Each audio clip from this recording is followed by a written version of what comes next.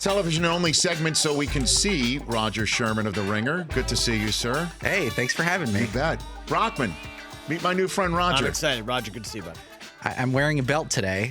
I asked if I could show people, and you said no. Well, no. Do not show anyone. You can show the belt here. There's a belt. No one will see any part of my butt, like Rich saw my butt the other day. And sorry about that. Is this the belt that you were, in fact, wearing on Thursday night? No. So we're doing a full review of the capabilities of the belts that I was wearing the other day. It was sort of a cloth thing. It wasn't great. Who's we? Just got to get off to the belt scientists, and at The Ringer. Yeah, we're just reviewing what went wrong and trying to figure out how we can, next rep. It's all about quality control these days. Yeah. When I saw this the other day, I was getting tweets, I was getting texts from friends who were, obviously follow on The Ringer, and they're like, "You got to have this guy on." So here you are. Yeah, I mean, it's funny. Like every time I'm on press row, I'm very self-conscious when I'm on press row because it's very weird to me that this is my job, that I get to go to sporting events. I'm always thinking at some point someone is going to realize, like, come and tap me on the shoulder and be like, this doesn't make sense. First of all, no one in the world should have this job, especially not you. So I keep thinking, I don't want to be spotted. I'm very self-conscious, and I'm thinking I'm doing fine, and then people tell me watch this, and it's like we're taking a break. We'll get to this in a second with Rodger Sherman. Oh boy, what a setup! We're back with more of the radio audience. My new friend from The Ringer, here in person, and it's good to see him from the front this time, since my conversation on Friday's show is all about the backside, if you will, of Rodger Sherman. Good to see you, sir, from The Ringer. Yeah, it was very jarring to get done working on press row, and then the next day, all of a sudden, people are like, "Did you see this guy from The Ringer? His butt was hanging out." I don't think you said butt. I can say butt. Butt's not a. You can. Yeah, I think that's okay. That's good. But you're wearing the same hat that I saw from the backside. Yeah, Is this your gear? Like, is this the way is this the Rodger Sherman coat of armor? I enjoy the backwards hat. I enjoy the backwards hat. Okay. I don't normally wear it on press row, but I it clearly identified me to you as a Ringer person. You did, and that's how you were able. That's how you were able to specifically identify the company of the butt that you saw.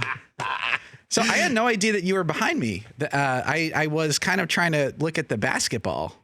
No, you were also zooming in on Dikembe. Well, I was zooming in on Dikembe Mutombo because he was in the Florida State contingent. Yeah. And then you were shooting different parts of everything. We're showing your Instagram live work right now. Yeah, I mean we're seeing it. So that's why I was prepared. If you were going to zoom in on me behind, I really was going to flip you off, Rodger. Well, I try to focus on happy fans, and okay. I mean because. So you did kind of say it was surprising to see someone doing Instagram from the game. Well, it just seemingly, let me put it this way, seeming to be your only job on press row. However, I have since read your work, and you clearly are a writer. You're not just zooming in on Instagram live. There's a lot of things that it's an additional responsibility that people at the games have. And I mean, it's that wasn't your only responsibility then? No, it wasn't my only. I'm also writing a story on Texas Tech. But it's kind of incredible. I mean, years ago, you just had 600, 800 words to capture the entire game. And, now I can basically just show people all the sights and sounds that they can't see on TV and that they can't see from home. And, you're kind of bringing people to the game. So I think it's kind of a really important and exciting thing. And it might look dumb because Instagram is this site where... No. I do not view it as dumb or anything like that. I just don't know if you went to Northwestern to Instagram Live. Mainly, it was 3 years of Instagram classes. They tell you how to do all the angles. You know, I mean, that's what college is nowadays. So we have the same degree, you and I. Yeah. No, I didn't get that. I saw you had the Northwestern degree up back there. Yeah. And it's I didn't get a master's. You didn't get that. So you. I went to school there. So I root for a worse football team. Because you went to a college that has a better football. Hey, man, your college football team went to the Big Ten championship game this year. Big Ten West champions. That actually happened. And one time they made the NCAA tournament. But that allows me to be really impartial with covering the actual NCAA tournament. I would, in the rest of this Northwestern's not conversation, instead of using that word, I'd say however instead of but. Yeah. I'm just going to throw that out there for you, Rodger. Yeah, or like whereas. Yeah, I'll try and be a little bit more careful with that. It's Sorry all about good, that. man. No. I just wanted to have you on and clear the air and just say that you're welcome here. I don't want to. Well, I kind of have been looking my entire career to have a media feud. So this is, like. Is this it? Is this one? Or? I mean, you seem like you're not interested in the media feud aspect of it, but I was really hoping for it.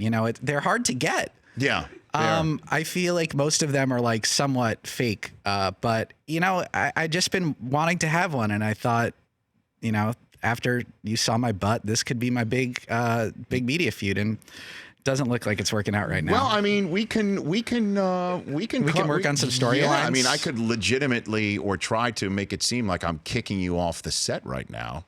I mean, I could do. That's not my style, though. Security getting up. We do have security here. No, look, I'm fully clothed this time. I'm wearing all of the items of clothing. That was so great. Your Instagram, like, I'm not going to show my ass today. Yeah, I feel like it's very important to set goals in life, and not showing your ass should be your goal every day. And you wore a sport coat, did you? And you tied up. You wore a tie. I wore a suit. The next day? I considered wearing a suit today, but I just moved out here and only have one suit on the West Coast. So you are getting this and the hat, and my other suit is back east. So. All right. So when does your Texas Tech story come out? I'm finishing it up today. Hopefully that'll be on the Ringer soon. Yeah, we had Chris Beard on today. He seems like a really normal dude, and he seems really good at coaching defense.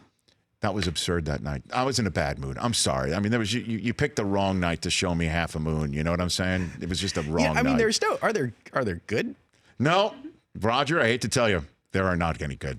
Yeah, I don't know if you learned that at Medill School of Journalism. But. I mean, yeah, it was a bad night, but you've got to appreciate what Texas Tech does defensively. They're just everywhere all the time, and this Chris Beard wasn't a head coach 4 years ago. It's crazy. It is insane. It is insane. Rodger, I appreciate you coming on. We do a segment for our app on the Rich Eisen show called Overtime. I'd love to stick around. You can do that right here. And we will see you on tomorrow's show again. Clear your workspaces. Make sure it all set up. Nina Dobrev strolling in here with her 19 gajillion Instagram followers. I respect it. I got way less. I'm sorry. That's on Tuesday's show. We will see you then. The Rich Eisen Show, weekdays at noon Eastern on Audience.